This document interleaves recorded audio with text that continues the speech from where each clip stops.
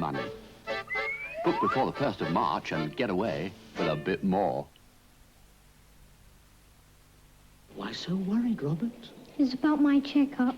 Next stop, the dentist. How many fillings last time? Well, only one. Oh, better than most, but even one isn't good enough. What you need is Colgate. Tastes nice. And what Colgate and every mum really wants is 0 fillings. We hope that will happen one day, but meanwhile, Colgate's always been one of the most effective toothpaste against fillings.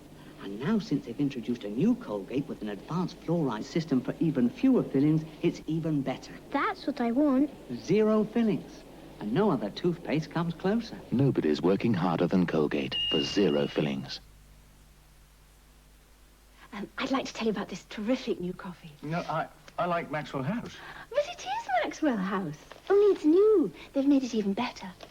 Well, they'd have to go a long way to improve the flavour it's already got. They have. Now Maxwell House have discovered the flavour lock, a way to lock in the fresh, natural coffee flavour that makes new Maxwell House now taste even better than before. You know, this new Maxwell House tastes even better than it did before. Do you really think so? Hmm. Do you know, I wouldn't say no to another cup. See? Told you. New Maxwell House. Flavour lock. Naturally. Golden toasts, scrunchy toasts, Findus toasts, new savoury toasts, quick and easy toasts, ham and cheesy toasts, so tasty toasts, new savoury toasts, warmest toasts, tea time toasts, crunchy toasts, minced beef toasts, new savoury toasts, they're Findus toasts, TV toasts, successful toasts.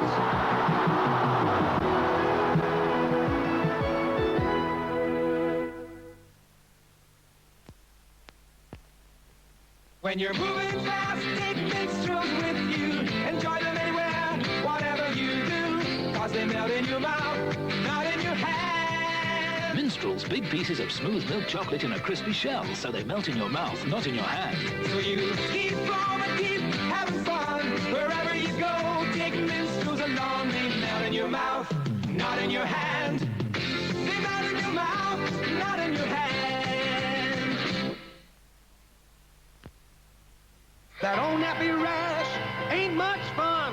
Hello, baby, wet ones, good news for your mom. Wipe so strong, wet and smooth. Baby, wet ones fight the nappy rash blues. Show 'em, mama. Baby Wet Ones. Hygienically cleans your baby and helps neutralize ammonia, a major cause of nappy rash. So long, goodbye, nappy rash blues. Baby Wet Ones, the ones that help prevent nappy rash. From Sterling Health. A sale worth waiting for. Hannington's January sale starts Thursday the 7th of January at 9 a.m. Big savings in all departments. Hannington's of Brighton. Tomorrow afternoon at 2:45 we begin another showing of the acclaimed adaptation of Love Among the Artists, George Bernard Shaw's witty appraisal of late Victorian London society. Now on TBS we go About Britain.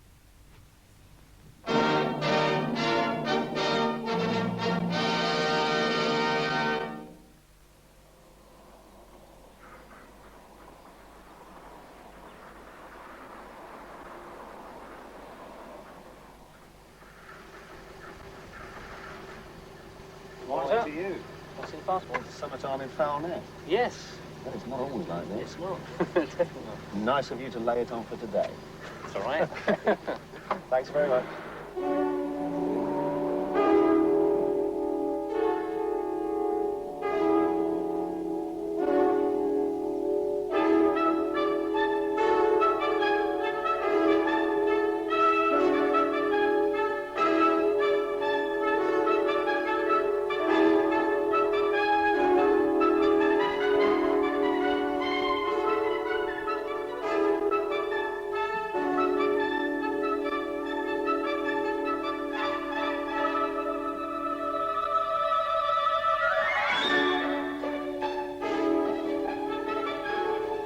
It really is an island, Foulness, a handful of miles from Southend and separated from the mainland twice over. There's the checkpoint where the regulations are printed large, and there's the sea. Until the military became lords of the manor in 1915 and bridged the water, Foulness was surrounded twice a day by the tide. To get on or off the place meant a wait for one of the ferry boats or chancing a walk while the water was away. And it was a chance. The mist and the sea between them claimed a lot of bodies over the years.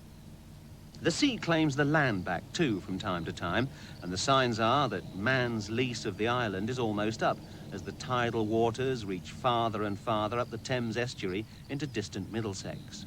The island platform is so near sea level that when the parishioners resolved in 1848 to pull down the old church of St Mary the Virgin and build a new one, Trinity House gave them £50 to build the spire tall enough to be a landfall for mariners. The churchyard and the neighbouring pub, quiet enough now, were once arenas for bare-knuckle contests. Foulness was famous for its fighters. And the island's other pub has a lusty past too. They had the annual fair here, so disorderly they stopped it halfway through the last century. The church, the rectory and the school make up a sort of island within the island. They're the only buildings where the freehold isn't held by the Ministry of Defence. For the rest, the presiding colonel of artillery is the squire, or more properly, steward. And the population is part ministry personnel who got houses with their jobs and part native Foulness Islanders, some of whose names figure in fading ink in the parish register. You know, for anybody who lives in a country, the sound of guns is as much a part of life as the wind in the trees or bird song. What with gamekeepers and poachers, and of course here in the Thames estuary, wildfowlers. But a 12-bore on Foulness sounds like a slap on the wrist, looks like a pea shooter compared with the sort of thing that the locals have just over the garden fence.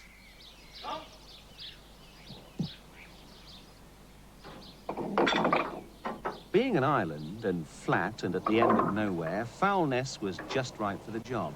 Artillery proofing. Shells are selected at random from batches in service and sent here for testing.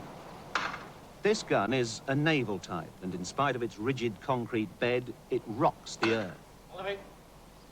What it doesn't do is shake the girls in the gallery.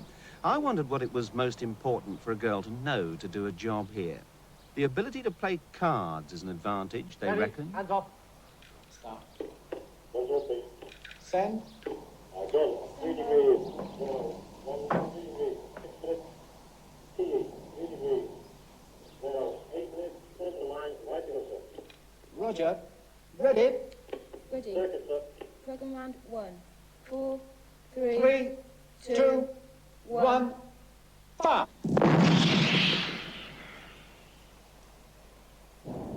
Down at the water's edge, they watch for the splash, feeding back the figures for the major to do his sums.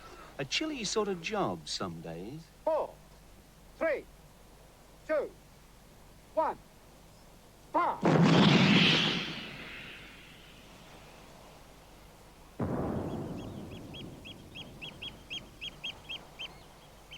Now, it's not the sort of place you might think to enjoy a gentle stroll with the army punching long, thin holes in the sky overhead. Fire!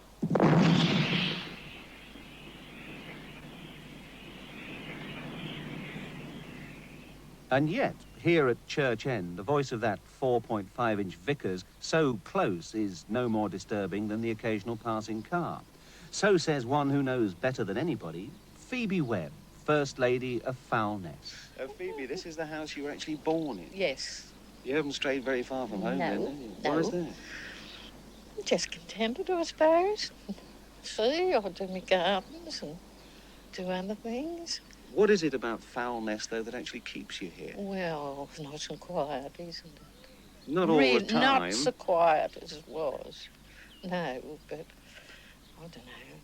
Well, you say nice and quiet, but you've got a Yes. very noisy next-door neighbour in the shape of that big green gun, haven't you? Now, what's it like living with that? That's all right there. No trouble. No trouble. Does it never startle you? No. No, and so we used to get it at nights. Night firing. But we don't get that now. You're not the only one to have been born in this house in your family. Your mum was born here as well. Yes. And 10 in her family. Her mother had 10. Now, your dad had a nasty accident, didn't he? Yes, he had his hand off in a cutting machine. Yeah, and it was a bit of a problem getting him to hospital, as I recall. Well, see, we had to wait for the tide. That was done in the morning about 9. He didn't get into hospital till 4.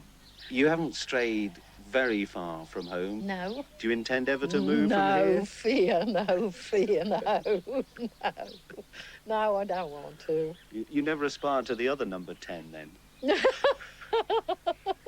I did say to the producer when he come and knocked on my door, I said, enter number 10 Downing Street. I'm sure you do the job very well, my dear.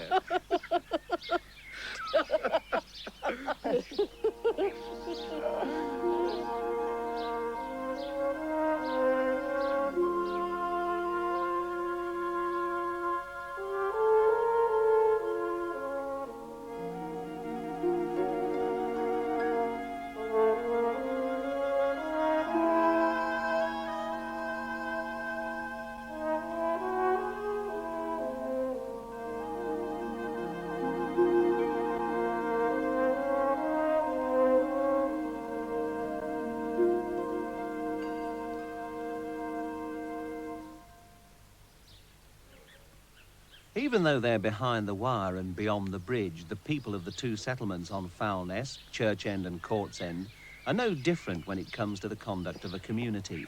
They don't leave the future to chance. They've got a school which they want to keep, and to keep it they have to encourage young couples to stay.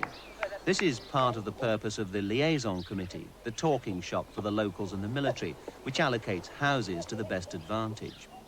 But the best advantage doesn't lie simply with giving the young somewhere to live. The children need to respect the elderly, and there's more to that than knowing how to ask for your ball back. At the post office and store, the service is 100% personal. With no passing trade to speak of, every customer is known by name. Their range is limited, though they will stock things to order. An occasional risk they run is being left with merchandise on their hands. They spent weeks smoking an alien brand of cigarettes bought in for a ministry man who was posted. The Barretts run the post office, and Dennis is chairman of the liaison committee, resident now for 15 years and wouldn't live anywhere else. We like it because it works two ways, although we're, as you say, sort of isolated. We're not inundated with vandals and yobbos and motorbikes.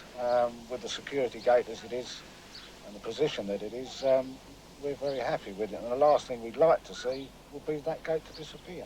I suppose one of the elements of your relative isolation here is the fact that people who come onto the island, as I've learned myself, do need passes actually to get on. Now, that must inhibit contact with the outside world. I know we live in the age of the car and the phone and so forth. Well, it does inhibit the casual visitor, no doubt, but for all relations, relatives, friends, we do have forms, or we can get forms, that we sponsor the person, and it is established that they should really only visit us. They're not allowed to wander wherever they like on the island, but as long as we're with them, that's okay. So you reckon a modicum of isolation is a very small price to pay for the kind of security and quiet life you got? A very, very small. Yeah, what does the social life consist of here? Well, we've got our own social club. We formed a social club, and we usually try to put on at least one dance or some event once a month. The church also run a social. There's the WI Women's Institute. It's quite a busy life, really.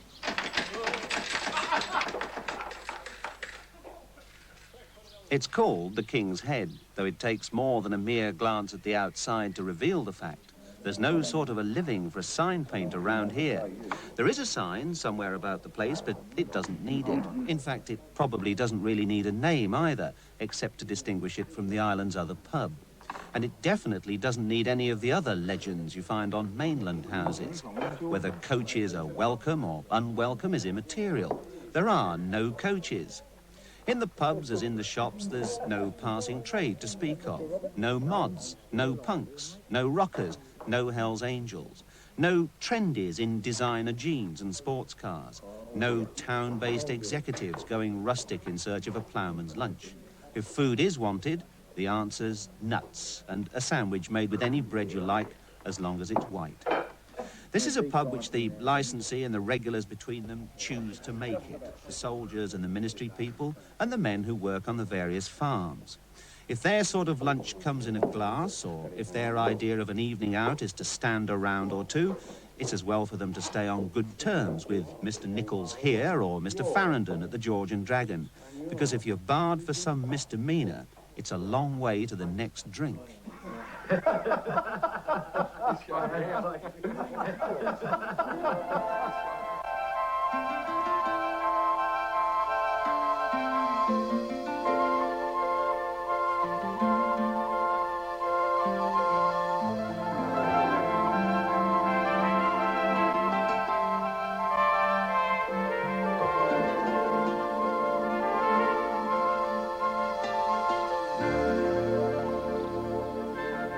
Crops like this win prizes for the farmers on the island. Indeed, it was the quality of the farming which brought men first to settle on Foulness and to put up with its dampness and the risk of occasional inundation by the sea. In the Middle Ages, sheep were crowded onto here. In those days, it wasn't only wool and meat which made them worth the farmer's while. They gave milk, too, for butter and cheese. Such productive animals repaid the trouble the farmers went to keep their feet dry, giving them galoshes of tar mixed with butter. Now, Foulness is more fruitful than ever, worked with what they reckon to be some of the most extensive mechanisation in the country. John Burroughs' sophistication as a farmer extends farther than the use of up-to-date machinery. He believes in making friends with what many another farmer might consider to be the enemy, the wildfowl which come to the ponds he's made especially for them.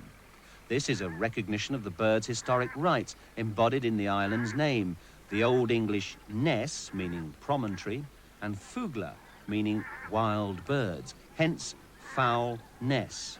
The most famous wild birds are the geese, and princes among them are the brent, which visit in thousands. They're protected now by law, but what's good for the geese is sad for the wildfowling landlord of the King's Head, John Nichols.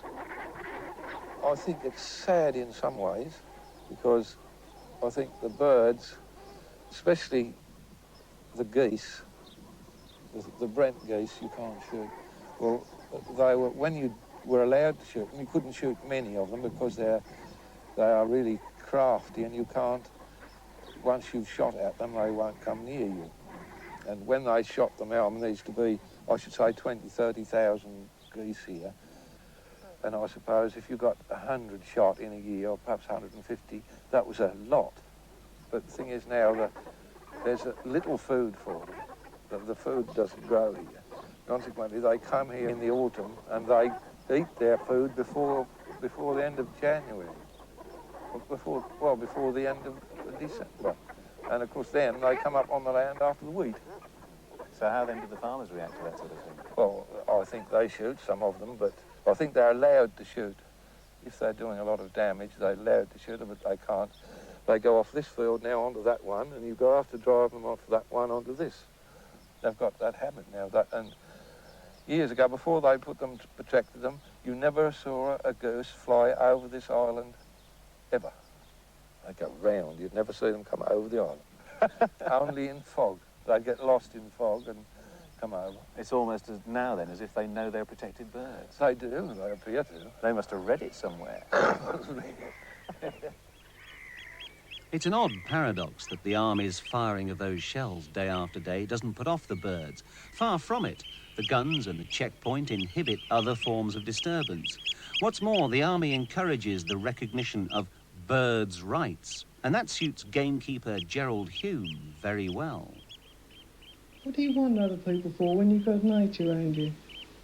You don't need it. I mean, people come here and say what a bleak place it is. That's because they can't use their eyes and listen. I mean, every bird and animal to me is something of interest.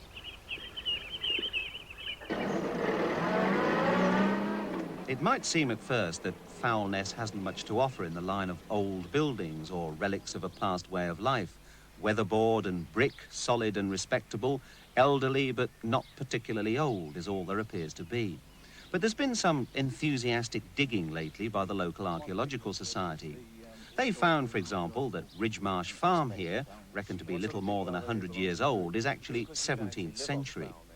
Neglect like this anywhere else would be a magnet for vandals, but the secure nature of Foulness has meant that the building survives in fit enough condition for the establishment of a small museum. Until it's ready, members of the society, like Vice-Chairman Bob Crump, are custodians of the finds, such as these 3rd century Roman pots. The large urns would have been used for domestic cooking vessels, and as the people in the family died, then they would have been reused as cremation vessels to put the remains in. You went and raided the kitchen and in went the ashes? That's correct, yes. Did they actually have anything in when you found them? Yes, these 3 large vessels all contained human remains. Who came after the Romans? Well, surprisingly, unlike other sites, we've got no immediate occupation until about 1000 AD. And then we start to find evidence of Saxon material, not very much of that. We think probably this is due to the flooding that was taking place in the area at that time. And after the Saxons? Well, then after the Saxons, we run into the medieval period, and up until about the mid-16th century, then the island becomes more, starts to get more populated. People start to come to live over here during the mid-16th century. Why suddenly was there an influx of population then? Well, really 2 reasons. For the first time, the island was let to tenant farmers. Also, there was a decline in the dairy industry at that time, which had been going on for quite some time, and it probably reached its final decline about then. And with the newly reclaimed lands, the island was realised as a good place for arable farming, so there was more people needed to tend the land, and this was due to the influx then. At which period, then, would you say Foulness was actually a thriving community?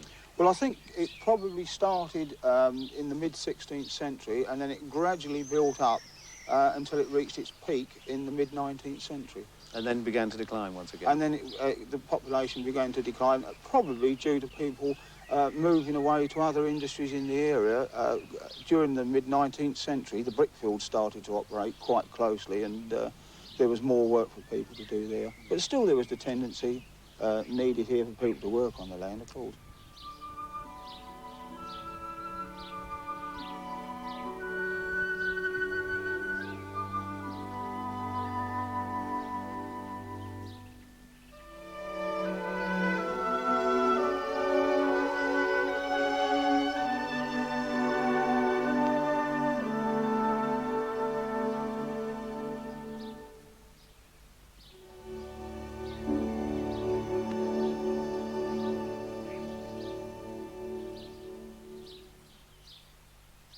The threat to the existence of Foulness and the islanders on it has always come from the sea, but in the late 60s there had to be added to that a threat from the air. Foulness was faced with the prospect of a 3rd airport for London being built on Maplin Sands. It was one of 4 sites on a shortlist drawn up by the Roskill Commission, but Foulness found it had friends, articulate and wise, who successfully put the case for leaving it alone. And with the latest Stansted inquiry, that case has had to be put again. The good friends gathered, foremost among them the Defenders of Essex, marshalled by Derek Wood. Now, you fight under this chivalrous-sounding banner, the Defenders of Essex. What is it about this particular part of Essex that you are defending? Well, we're essentially defending the sands of Foulness and a quite unique area. Unique in what respect? Unique ecologically. It's unique as regards its scenery, which grows on you the more you know it. And it is quite irreplaceable. It's also extraordinarily fragile, of course. In what respects fragile? That any excrescence added to it stands out like a sore thumb and can destroy a whole wide area, which made our involvement even more important. I believe the place is actually what's known in scientific terms is a microclimate. Can you explain that to me? Oh, yes, we were able to use this to great effect at the Roskill inquiry. It is an area that's got certain unique characteristics. For example, it's the driest area in the whole of Britain. It only has an average rainfall of just under 20 inches of rain a year, Rome has 36, I think, so it shows how dry it is. Another aspect of the ecology of the place, of course, is the wildlife. Can you tell me about that? It's got two aspects to that. There is no doubt that this is of unique importance, not only locally, but internationally. It is regarded as one of the most important areas in Western Europe. Important not only for the fact that it provides feeding grounds for birds from the Arctic during the winter, but also it's a vitally important staging area for immigrant birds, particularly gulls. And of course, this has another side to it, in that gulls and aircraft don't mix, because aircraft can be caused to crash by gulls being ingested into the jet engines. Intakes, yes. Yeah. And at the autumn, the end of September, beginning of October, there has been recorded, reasonably accurately, something in the region of 280,000 gulls on a particular afternoon.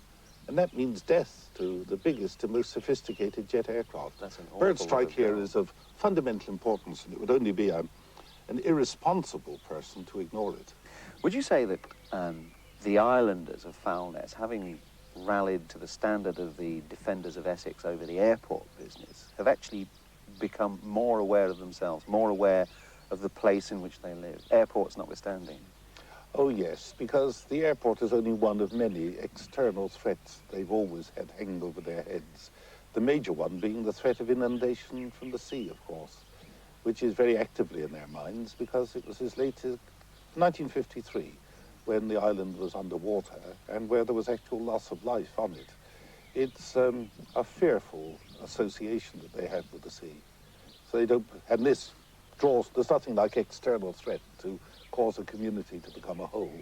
And this is very much a whole community. This is a rotten sort of question to throw at you, but is it possible to give, on the principle of the spectator seeing more of the game, a portmanteau definition of a Foulness Islander? Oh, no, because they're human beings, all with their own individuality. But if one, and you'll put me in a corner, of course, that I can't get away with it by that nice generalization. Yes, a helpful, sturdy individual, helping his fellow men, because they do very, very strongly here, and with an independent approach to life. When you are accepted by them, you're accepted by a very friendly, warm-hearted community. But until you are, you're not. Let's drink to them then, shall we? Certainly, and with the greatest of enthusiasm. Might help us to ingratiate ourselves. Yes.